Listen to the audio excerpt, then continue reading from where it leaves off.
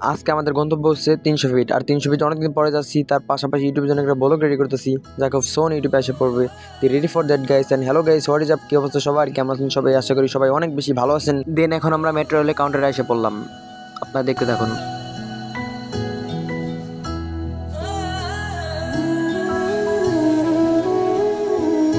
দেন এখানে আসার পর আমি নিজে লাইনে দাঁড়াই গেলাম টিকিটের জন্য। দেখেন আপনারা, আর ওরা তো এখানে সেই দাঁড়িয়ে দাঁড়িয়ে ফিল নিতেছে, বাট আমি তো এখানে ফাইসা গেছি।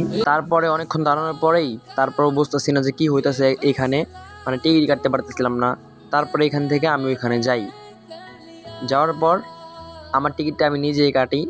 কাটার পরেই দেখেন কি হয়। এখন আমি টিকিট কাটতেছি, জানি না কি হয়েছে, টাকা নিতে যেতেছিল না। তারপরে টাকাটা ঢুকছে ভিতরে, ঢোকার পর ওয়েট করতেছিলাম কার্ডের জন্য।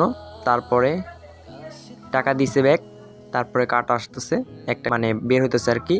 তারপরে কার্ডগুলো আমরা নিয়ে তারপরে হাঁটা ধরলাম। দেন এখন হয়ে গেছে। তারপর আমি যার যার কার্ড তার হাতে বুঝিয়ে দিলাম।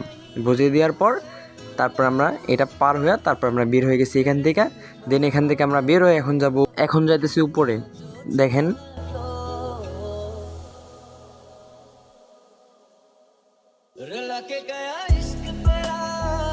তারপর উপরে উঠতেছিলাম। তারপর রিঙ্কু বললো যে আমাদের একটু দেখাও, তারপর দেখাইতেছি।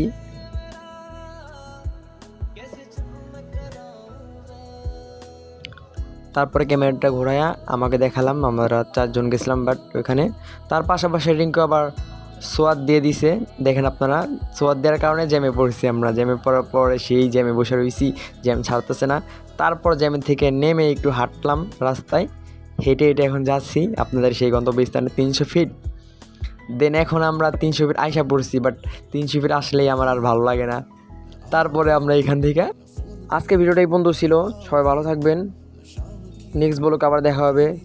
বাই বাই গাইস, আল্লাহ হাফেজ।